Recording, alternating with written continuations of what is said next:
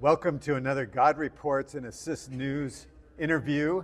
I'm joined by Peter Wooding with the Global News Alliance, and we have the privilege of interviewing Ted Baehr, the founder of MovieGuide, one of the great reviewers of movies, a great gift to parents who are wondering whether to send their kids to the theater these days, but also a historian of the cultural decline of Hollywood. But we're interested in what this trend looks like in Hollywood, and maybe you can bring us up to date, because from a lot of people's perspective, it's only gotten worse over the years. But you are in touch with some trends that might shed some positive light. Well, if you look at the news media, which is the wrong place to look, the news media has to be negative. The reason is that they want you to get addicted to the news because it's terrible. There's fires around my home in Camarillo. You're all going to die. That's the worst fires ever. Actually, the worst fires were in 1880.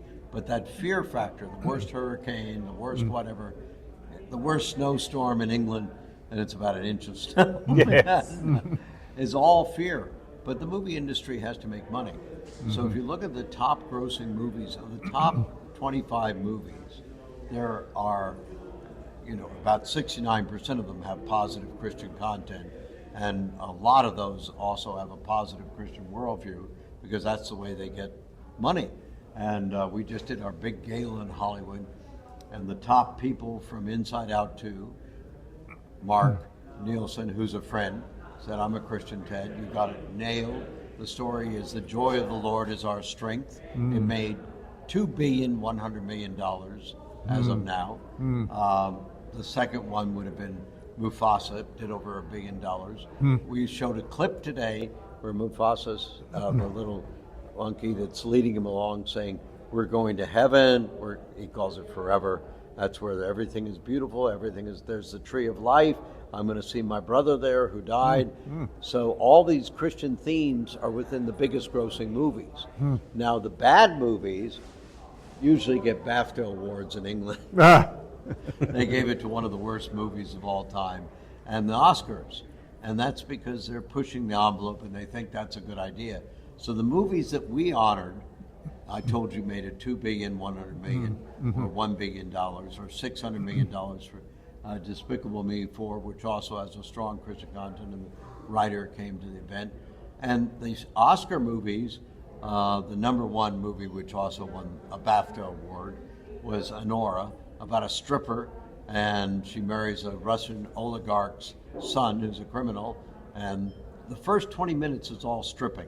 It made $12 million at the box office. At $10 a ticket, $12 million is 1.2 million people in a country of 370 million people. It's pathetic.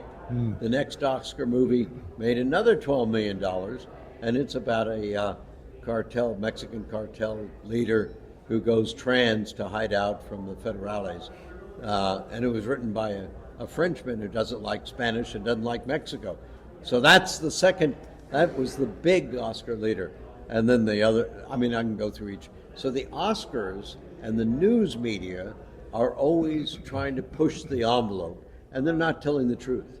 If you look at the top 25 films worldwide, none of them have anti-Christian content. None of them have anti-American content. None of them have anti-patriotic content. So it's just not where people are. It's just, some delusional state in the Daily Mail or the New York Times or whatever else.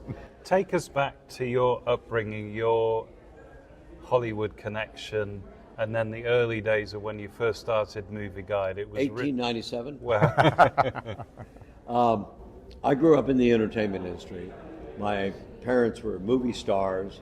My father starred in 62 movies. He won the box office award in 1936. That means that was his, high point in his career for a comedy. He did a couple of Western movies.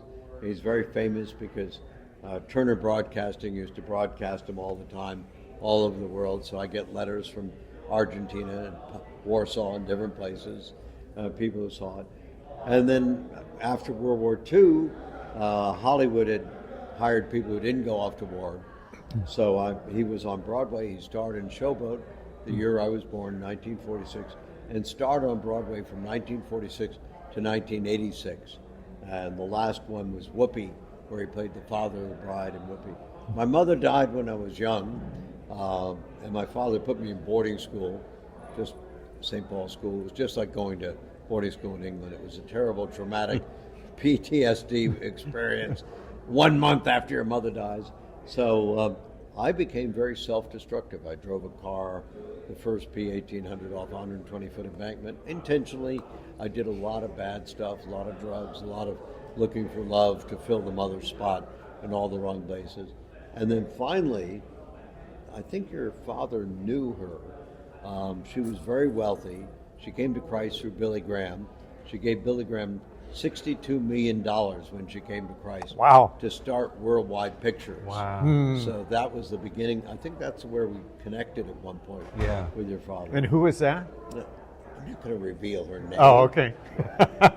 She was one of my best friends. But so she had her eye on my father, and she thought, well, I've come to Christ. He's got to come to Christ. So she'd take him to Christian events. I'm not going to tell you who she took him to either. They were terrible. And he'd take me to protect him. And I'd run out of the Christian event after 10 minutes and say, these people are absolutely crazy. I'd gone to Dartmouth and Cambridge and University of Bordeaux and Toulouse. And everybody says that's impressive. I graduated some. But I went to these schools because I thought, University of Bordeaux and Toulouse, the French women are very beautiful, especially the Pyrenees, and the German women. So this is a nice place to go. But anyway, eventually one of the women said, there were 4 women who came to Christ through Graham, and your father worked for Graham Organization in London. And one of them said, why don't you read the Bible and tell you why you don't like it? Well, I'd grown up in a very liberal atmosphere. I'd gone to NYU Law School, which I was a card-carrying Marxist for the National Lawyers Guild, which represented the Chicago 7. I started some very bad departments of things. So I didn't want to read the Bible. And after 6 months, I started reading the Bible, and I read the Begats, and I came to Christ reading the Begats. Because I said, all those professors of mine were wrong. This is a real person. He has a real history. He's got a father, he's got a mother, he's not just some mythical character, because I did Complet in all these countries. So he's not just a myth, he's a real person. I came to Christ. I immediately wanted to find out more. I got married to my wife a week later, so I went to a Anglican cemetery in New York. Oh, seminary. Sorry. But they were all Anglican. They were dead.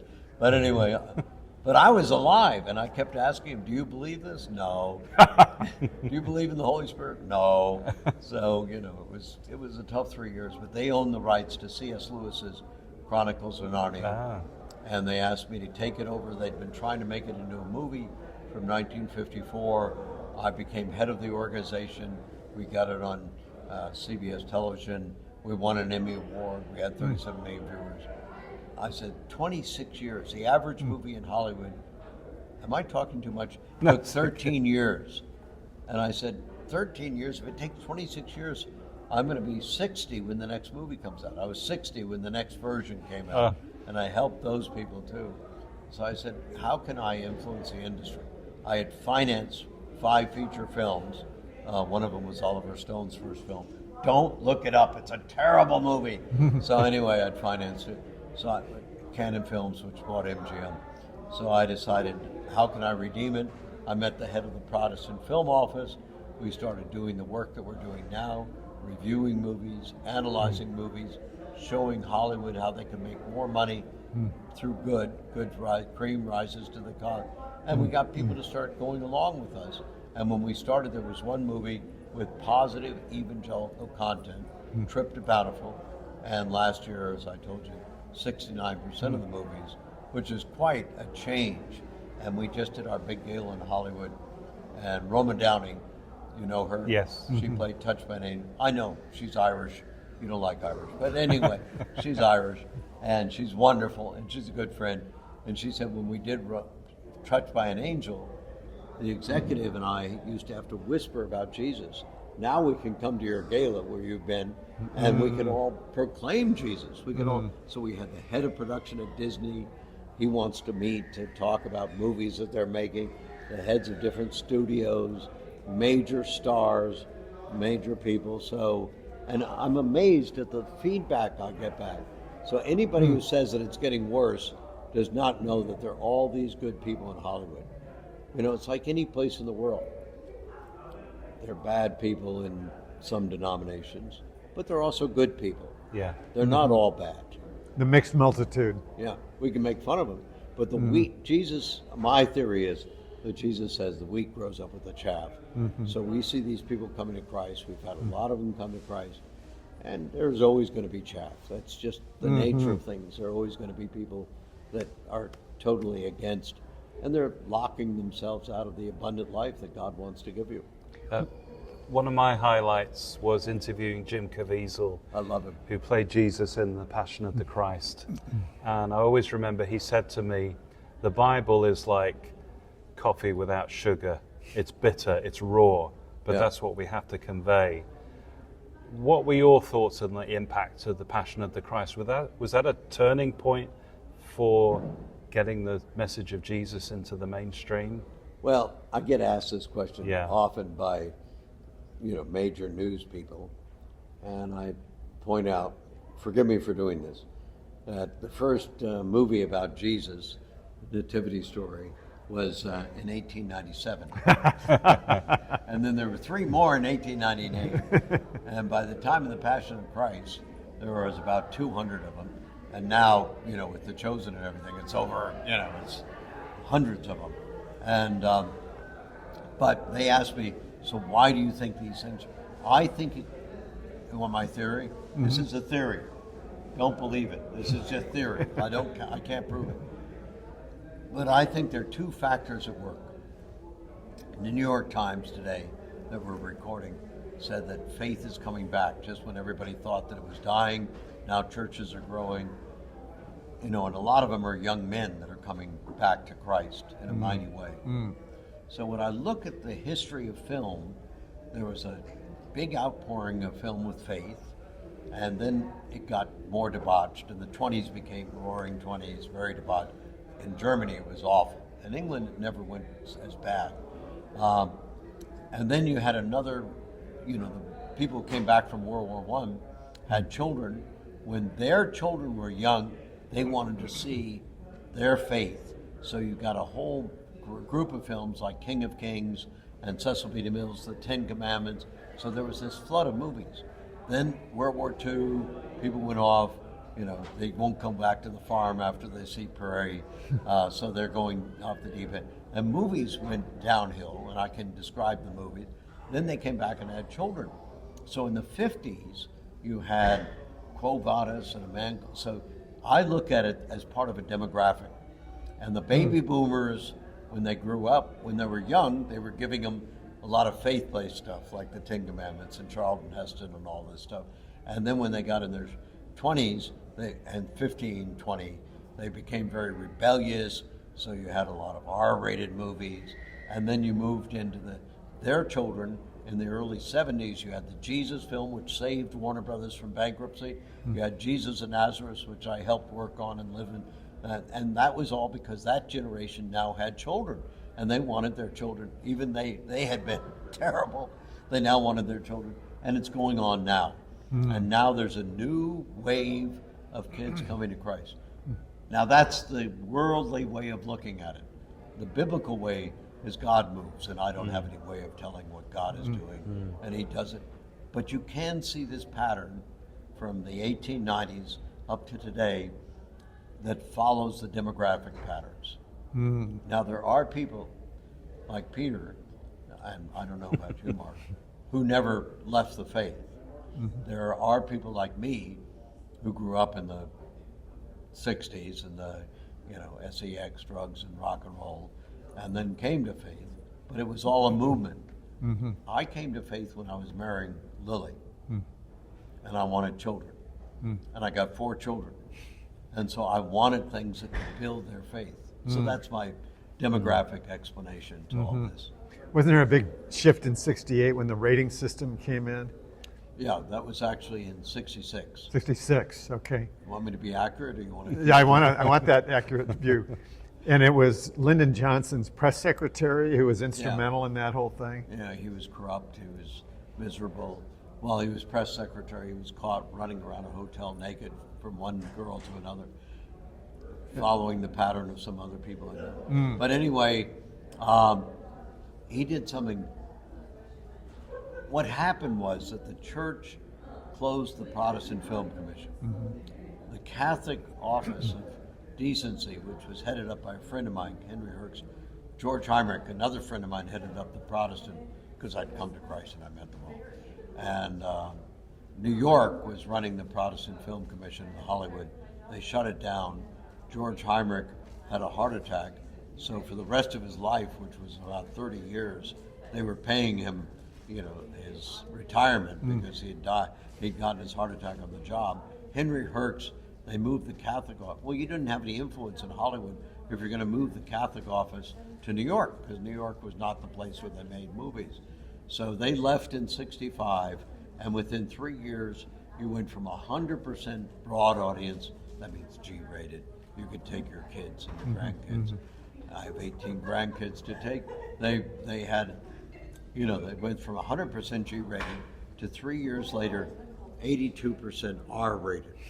But the box office went from 44, this is accurate, 44 million weekly attendance to 17 million. And if you look at it last year, the weekly attendance was about 13 to 16 million. Oh, really? And churches used to be 160 million, but they're still, last year was 110 million, because we do all these numbers. So I say to Hollywood, here's the number of people going to church. This is a big audience. If you want the African American audience, that's so many millions. If you want the Spanish, because my wife was Argentine, that's so many millions. So you're having a big audience here that you're neglecting. So we've taught them that there is that audience, and they need to reach that audience if they're going to pay their bills.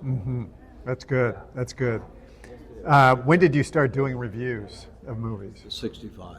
65. Not 65, I'm sorry, 85. 85. Okay. Oh, I'm so sorry. Please forgive me. Forgive me, everybody. 1985. Yeah. And that's when you started MovieGuide? Well, I started the ministry to change Hollywood in 78, Okay. 80, when Lion, the Witch, and the Wardrobe was coming out. And I met George Heinrich just after that, and he told me what the old Protestant Film Office did. And what they did was not mean. They didn't go to Hollywood and say, naughty, naughty, naughty. They said, look, we want to show you how to get more people in the theater. There's this big group of people that you're neglecting, and you can get them into the theater by, the families. It's better to sell 4 tickets to a family than 1 ticket to a teenager.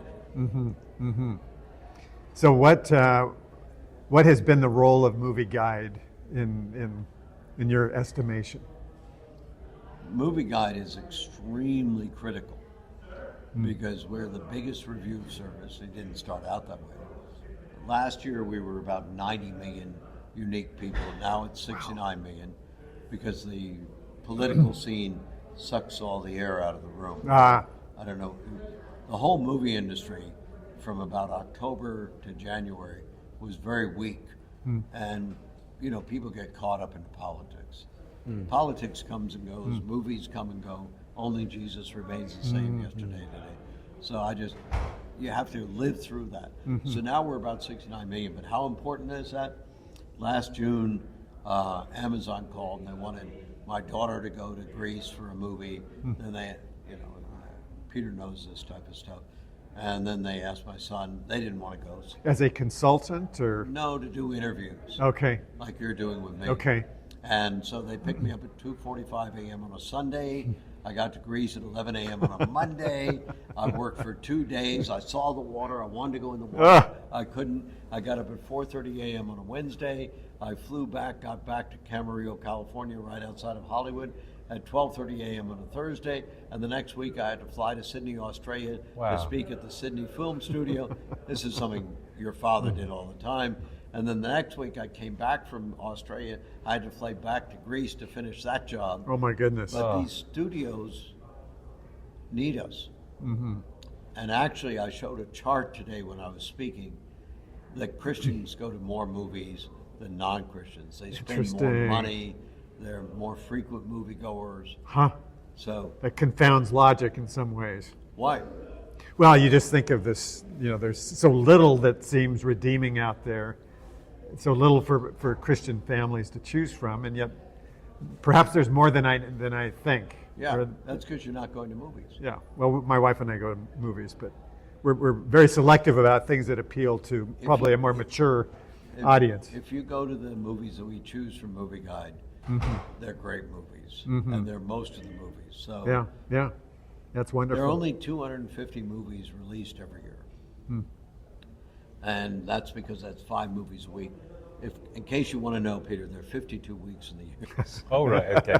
I'm interested, when you put on the MovieGuide Gala, you get a lot of non-Christian people in Hollywood come and sometimes don't know they're coming to a Christian event. What do they think when they've been? They scream. No. We have a design. Many of them come to Christ. Wow. So we have a lot of people. We have Muslim, Jews, atheists, communists, Buddhists, all sorts of people coming to Christ. Through MovieGuide? Through the gala. Through the gala? The gala. Fantastic. One guy who is, like Dan, said, "You're giving him church. We give them church." We pick the clips out of the movies that affirm Jesus. So one group came from Sony when there was a movie about this puppeteer. He makes these living puppets. He dies. The one puppet is the savior figure, etc. There's a stained glass window of Jesus, very clear allegory like Lion, the Witch, and the Wardrobe. And the 2 Sony people that were there said, "This movie, why are we here? We're going to be in a real award ceremony tomorrow." And then they saw these clips, and these clips are telling them, "You made a movie about Jesus. You got to get this." Wow. But a lot of the people now know that they're doing it. Like Wild Robot, the guy, is anti-abortion, pro-motherhood, and pro-Christological story. Mufasa is a pro-Christ. And those people come and tell us, this is what we want to do. For instance, Mark Nielsen, I'm mentioning a name, I usually don't do that, but he came up to me. He did Inside Out 2. He said, "I'm a Christian, the director's a Christian, the writer's a Christian. You're exactly right in your review." The man who did Wild Robot, when he came first to MovieGuide for Crudes, he said, "You're the only review service that knew what we were doing." So there's a tremendous number. In fact, the number of movies that are bad are very few.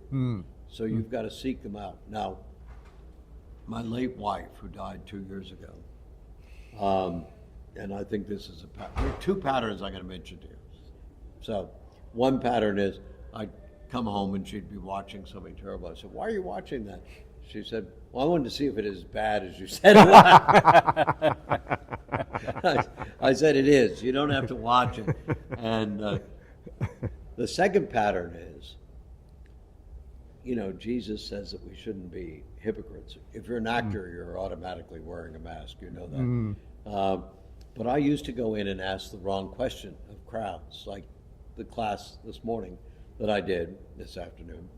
And I'd say, "How many of you go to movies?" Quiet. Nobody goes to movies.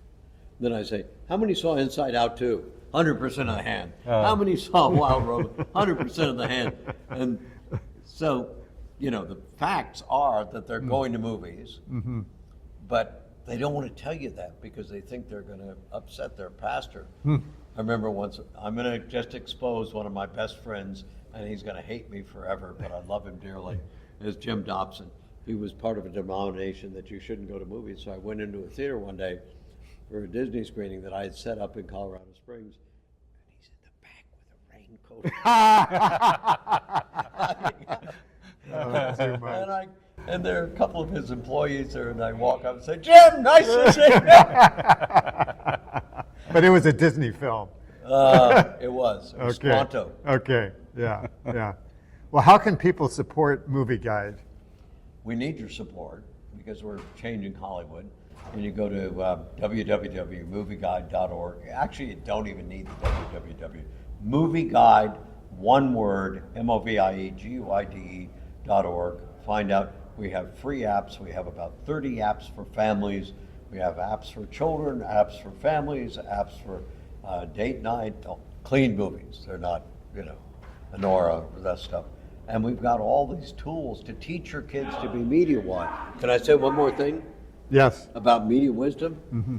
So Lily had a very serious, very unique, one of a billion disease. Only occurs to women from Mediterranean, and she was Italian background, etc. And her body was attacking her body, and so Autoimmune. she had 30 doctors plus. And I call one of the doctors one month, and she sounds very stressed. I said, "Are you stressed?" It's easy to say. "Yes, my daughter is cutting." I said, "How old is she?" I knew how old she was because I teach cognitive development theory and media literacy. And she said she's 15. And I said, "Is she smart?" And she's very smart. And I said, "Okay, I'm going to send you my book. It's got a chapter for that stage of development, the self-reflective stage of development. Let her read that chapter and see what she says." She read the chapter. She came to Christ. She went back to her public schools, and she was teaching her friends about Jesus and how not to cut. Now, that book originally came out when I was head of a department at City University of New York. 60 professors, a little more, came together and developed the first media literacy course. And out of my 45 books, about 20 of them are teaching your kids to me. We know how to teach your kids so that you're not nagging them, so you don't have to tell them what to do, so it comes from inside them, so they choose the right thing. So go to MovieGuide.org. You'll find out how to change your kids to be better and to have a better life. Well, thank you so much for spending this time with us. We love your ministry. My wife and I use it all the time before we go to a movie to know what's inside the content of that movie, and we don't want to be surprised. So Ted's ministry is so vital for parents and everyone. So thank you so much for being with us. We appreciate it. Thank you, Mark. Thank you, Ted. Thank you, Peter. Love you both. Thank you.